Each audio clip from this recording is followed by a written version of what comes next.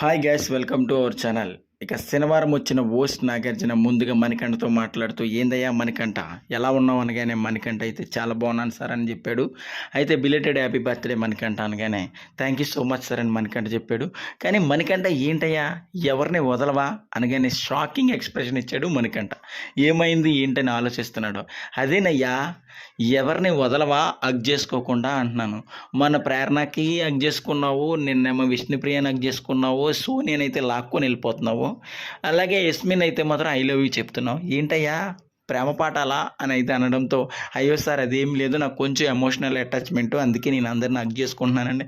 అదంతా ఓకే, సోనియాని ఏంటి టాస్క్ మధ్యలో నుంచే లాక్కొని వెళ్ళిపోయి హగ్ చేసుకుంటున్నావు అంటే, నాకు ఎందుకో హగ్ చేసుకోవాలనిపించింది సార్, బాగా ఆడింది కదని చెప్పి అందుకే హగ్ చేసుకున్నానంటే, హగ్గులు ఓకే, కానీ దానికి మించి వెళ్తే నీకు మ్యారేజ్ అయ్యింది, భార్య పిల్ల కావాలనుకుంటున్నావు, ఒక్కసారి ఆలోచించు మణికంఠ అనగానే, అయ్యో సార్ నేను దానికోసమే నేను బిగ్ బాస్ హౌస్కి వచ్చాను సార్ అని చెప్పడం జరిగింది. అయితే నాగార్జున ఒక స్వీటెస్ట్ వార్నింగ్ కూడా ఇచ్చినట్టయితే మనకు అర్థమవుతుంది. మణికంఠ, నువ్వు బిగ్ బాస్కి ఎందుకు వచ్చావు ఏంటనేది ఆలోచించుకొని ఆడు, ఎందుకంటే అగ్గులతో ఆగదు. అగ్గులతో ఆగితే పర్వాలేదు, నువ్వు అగ్గుల్ని మించి దాటి వెళ్ళావనుకో చాలా ఇబ్బంది పడతావు.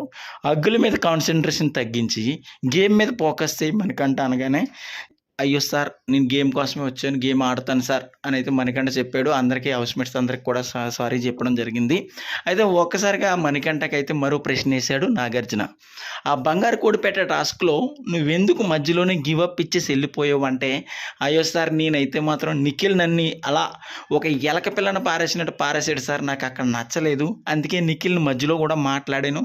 అరే నీ బిహేవియర్ మార్చుకో, నీ బిహేవియర్ మార్చుకోకపోతే నేను ఒప్పుకోను, నువ్వు నా బెస్ట్ ఫ్రెండ్, నువ్వు అది కాదురా అని కూడా నేను చెప్పాను సార్, కావాలంటే నిఖిల్ని అడగండి అంటే, చెప్పాడు సార్ అంటే, ఏం మరి ఎందుకు మధ్యలో గివ్ అప్ ఇచ్చేసావు అని నాగార్జున అడగగానే, నాకు అలాగా అనిపించలేదు సార్, నేను అందుకే మధ్యలో వెళ్ళిపోయానంటే, అది టాస్క్ లాగా ఆడాలి మనకంట. ఆ టాస్క్ అనేటప్పటికీ నీ ఓపిక ఎంత ఉందో అంత ఆడాలి, కానీ అలా మధ్యలో గివ్ అప్ ఇవ్వద్దు అని అయితే నాగార్జున చెప్పాడు. So keep it up Manikanta, చాలా బాగా ఆడుతున్నావు, ఇదే విధంగా ముందుకెళ్ళు, అగ్గుల మీద కాన్సన్ట్రేషన్ తగ్గించి గేమ్ మీద కాన్సన్ట్రేషన్ పెట్టు అని అయితే ఒక స్వీటెస్ట్ వార్నింగ్ ఇచ్చాడు నాగార్జున మణికంఠకి. సో మణికంఠపై నాగార్జున మాటలపై మీ కామెంట్ ఏంటనేది ఒక కామెంట్ పెట్టండి. మరిన్ని లేటెస్ట్ అప్డేట్స్ కోసం చూస్తూనే ఉండండి మన ఛానల్.